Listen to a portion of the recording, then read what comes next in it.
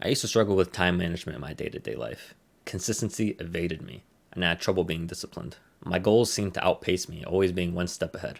That all changed when I began my ideal morning routine, incorporating science and Islam for my ideal procedure for daily living. It's changed my life in ways I couldn't have imagined. I'm going to show you how I do it and how you can do it too.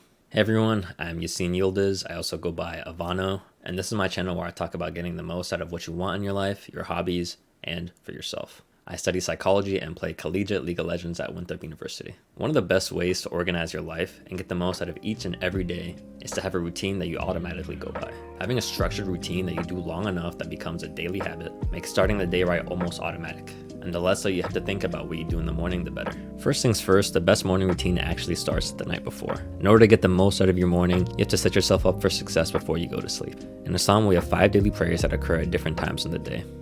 There's Fajr, which is the dawn prayer. There's Dhuhr, which is the midday prayer. There's Asr, which is the afternoon prayer.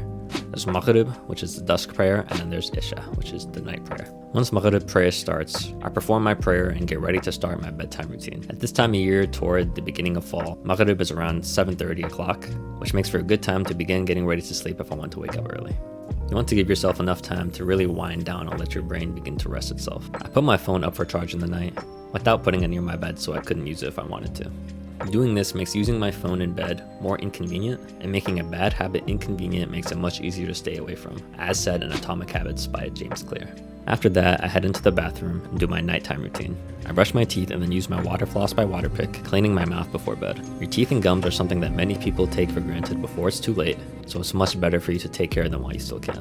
It can prevent tooth decay, gum disease, as well as bad breath, as I know nobody wants. The Prophet Muhammad ﷺ himself heavily emphasized oral cleanliness and hygiene. He is reported to have said, "Had I not found it hard for my followers, I would have ordered them to clean their teeth with the miswak or siwak before every prayer," as said in Sahih al-Bukhari.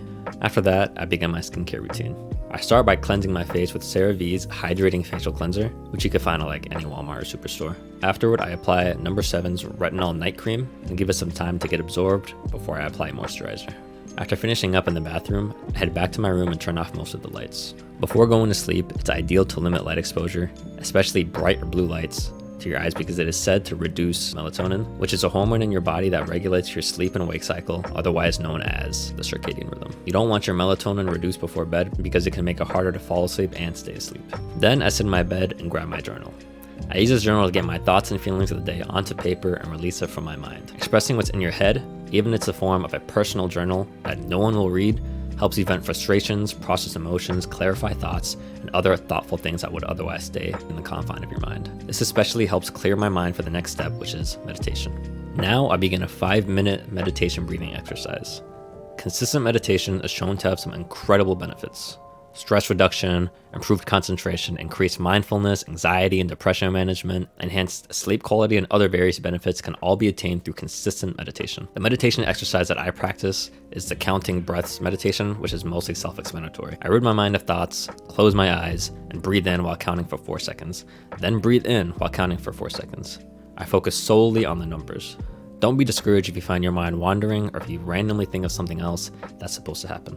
Recognize that your mind has wandered and lost focus. Bring it back to the counting of the breathing. Each time you recognize this and bring your focus back is like an extra rep of an exercise, strengthening your mind. After I finish my meditation, I always follow it up with a dua of some sort, which is a form of prayer in Islam that's used to seek assistance, guidance, and forgiveness from Allah subhanahu wa ta'ala. After doing this long enough, I automatically know that after meditation, dua is next, and it helps me get more duas in. After this, I grab a book from my bedside table and read. I know a lot of people that struggle to read at night, and a big reason can be because they don't give themselves enough options. I usually have about 4 to 5 books that I'm reading at a time next to my bed, and reading what you're in the mood for on that given day will lead to more reading in general, but more importantly, consistency in your reading habit. I read until Isha prayer sounds, then pray my prayer and either read a bit more until I'm sleepy or go to sleep right then and there. Now begins the real morning routine. The alarm sounds, and very importantly, it's all the way across the room, meaning I have to force myself out of bed to go and turn it off. Doing this has been a huge game changer when it comes to morning alarms for me. The easier it is for you to hit snooze in bed and go back to sleep, the more likely you'll do it. But the harder you make it to turn off your alarm in the morning will only make you want to turn it off once and then stay up.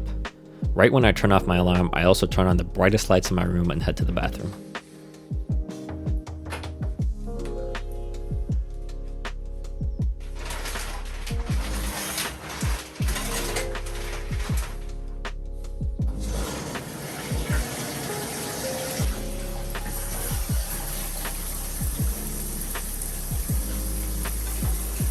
Once in the bathroom, the first thing I do is hop in the shower. No matter how much I find cold showers unpleasant, doing them every morning makes an extreme difference. Dr. Andrew Huberman, a neuroscientist, Stanford University teacher, and goated podcaster, says that deliberate cold exposure has many benefits, including increased resilience to stress, increased metabolism and body heat, and shooting adrenaline and cortisol. People think that a cold shower will make their body cold, but the opposite is actually true. Post-cold shower, your body will warm itself up to counteract the coldness it experienced from the shower, and when your body temperature increases, so does your wakefulness. Another huge benefit of cold showers is that they drastically increase dopamine release, about 2.5 times, for even hours after exposure. 2.5 times is the amount of dopamine released when doing cocaine. Cocaine! The difference is that cocaine spikes the dopamine and it falls very quickly, and I'll be honest, doing cocaine is terrible for you for more reasons than dopamine decline. This dopamine release from cold exposure, however, is natural and healthy and can boost your learning, focus, and importantly, boost your motivation first thing in the morning. For me, the best part of the cold shower is that it helps me wake up. On some days I've skipped it and I felt a noticeable difference in my ability to stay alert and awake. Some days I don't want to jump right into a cold shower, so I'll make it hot or lukewarm and give myself a couple minutes of that before I turn it on to cold. What's most important is to end off with the cold water and let your body do the warming itself. During the shower, I'll also do wudu for tahajjud and fajr. After the shower, I'll brush my teeth and leave the bathroom. Once back in my room, I try to drink as much water as I can. Your body has no access to water for the duration of your sleep, making you more dehydrated the first thing in the morning. Drinking water early in the morning can help you wake up more and rehydrate you. After this, I begin my tahajjud prayer and then witr prayer, which is an optional but recommended prayer in Islam. To all my Muslims out there, I'm telling you, tahajjud will change your life. I have never felt more sincere in my heart during prayer than I have during some of my tahajjud prayers. It's just you, the night, on Allah subhanahu wa ta'ala. There's no one or nothing besides you and your Lord, and you can lay yourself bare. Be sincere, make dua, and increase your relationship with Allah. Every night, reported by Abu Hurairah, the messenger of Allah subhanahu wa ta'ala, said, "Our Lord descends to the lowest heaven during the last third of the night, inquiring, 'Who will call on me so that I may respond to him?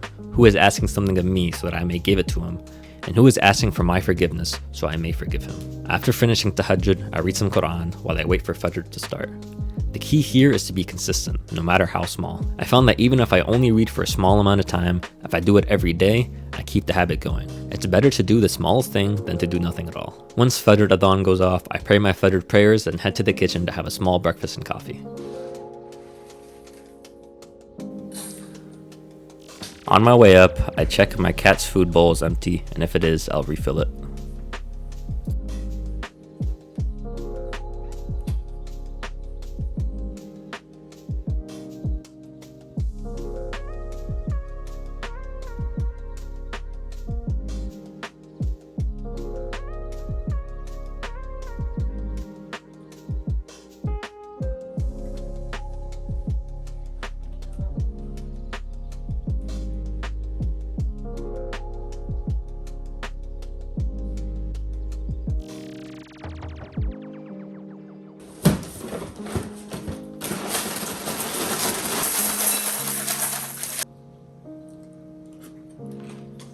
In my experience, eating breakfast in the morning helps my energy levels throughout the early morning so that I don't feel too sleepy and that I can get a good workout in.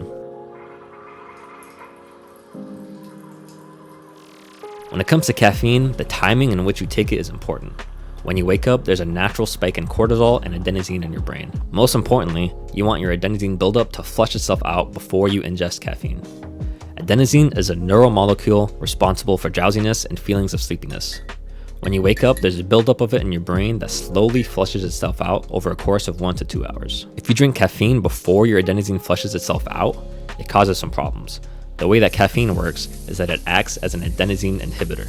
It attaches itself to the adenosine receptors in your brain, taking up the spots that adenosine would take in its stead. The problem here is that if the adenosine buildup is still there when you drink caffeine, the molecules will be stuck there waiting for the receptors to unbind to the caffeine, which usually takes hours, and then bind to as many receptors as it can all at once they unbind. This is what happens when you feel the midday caffeine crash. To avoid this, wait 1 to 2 hours after you wake up before ingesting caffeine. The longer you wait, the better. In my case, I want to get it in as soon as possible to help gain some much needed energy for the workout I'll be doing soon. Some days I do experience a caffeine crash from ingesting caffeine too early after waking up, but I don't mind as much because I like to take naps in the day to help with wakefulness and energy if I need to.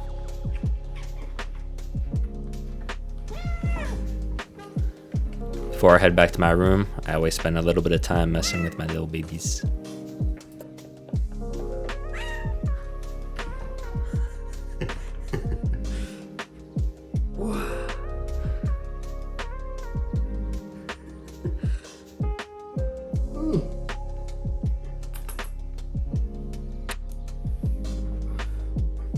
After my breakfast and coffee, I return to my room and pop out my morning journal to plan out my day. I don't usually write much, but I like to write a daily highlight or singular goal that I want to accomplish most out of all of my tasks in the day. Preemptively planning the most important tasks to finish, as well as other tasks needing to be done throughout the day, helps me with staying productive and knowing what needs to be finished. Once finished with that, I do a small body warm-up by doing jumping jacks and jogging in place so that my body warms itself up for my workout. I try to get a workout, or at least some exercise in every single day. Taking good care of your health is one of the most important and overlooked parts of daily life, and it's one that everyone should be more mindful of. I like to work out at home doing calisthenics so that I can save money and time by not going to a gym. I know there's better equipment to be found at the gym, but in my experience, I stay more consistent when I can just bust out my workouts at home quickly without having to get ready and go to the gym and back every time I want to work out. Well, hopefully one day I'll have my own home gym. I do a simple push-pull leg split, trying to master the basics of calisthenics before moving on to more intense exercises. The most important exercises I do, in my opinion, are push-ups and their variations, dips, pull-ups, and ring rows. These exercises are the foundation for building muscle in the upper body, so getting them mastered with good form is important. Once finished with my workout, I take a shower to clean my stinky ass. I don't shampoo every day. I just recommend it to take more time between shampoos, as that you don't want to strip your hair of its natural oils every time you wash it. I do usually condition though. I also use my morning facial cleanser in the shower to save time. Afterward, I put in my leave-in conditioner in my hair, apply deodorant, and apply my morning moisturizer, which again is a CeraVe product. It has SPF 30 in it, so it doubles as sunscreen, something that everyone should prioritize, especially if you go out daily. The amount of damage your skin can take from the sun is nothing to scoff at, and can even render the rest of your skincare routine less effective. After all this, I try to go outside and get some sunlight directly into my eyes, as the sun has come up by now. Getting sunlight in your eyes as early as you can is extremely important for your health, your energy levels, your wakefulness, and your circadian rhythm. The first sighting of sunlight primes your brain's circadian rhythm to the sunlight exposure, and in 12 to 16 hours knows that it will be time to wind down and be ready to sleep, thus improving your sleep and wake schedule. Sometimes I'll bring a book out and do some reading if I have the time.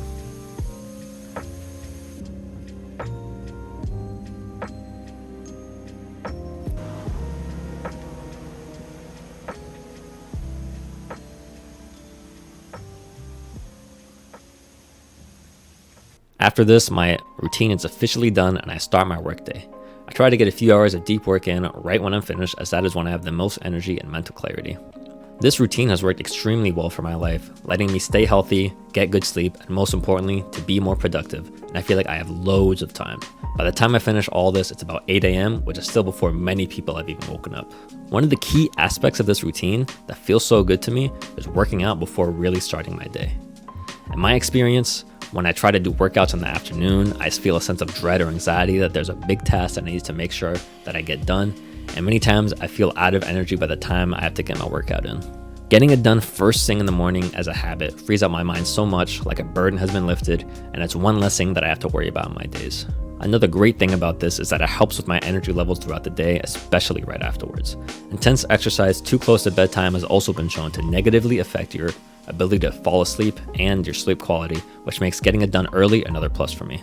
Getting it done first thing in the morning as a habit frees up my mind so much, like a burden has been lifted, and one less thing that I have to worry about in my days. That's everything for my ideal morning routine. Hope you can take away some key points from this and implement them into your life. Making sure that you have the foundation of what it takes to have a good day is one of the hallmarks of success, so don't neglect it. Try some of the steps in this video, like sleeping and waking at the same time every day, delaying caffeine intake, limiting screen time before bed, and exercising early to increase your daily productiveness and wakefulness, as well as happiness. Thank you for watching this video, and I'll catch you next time.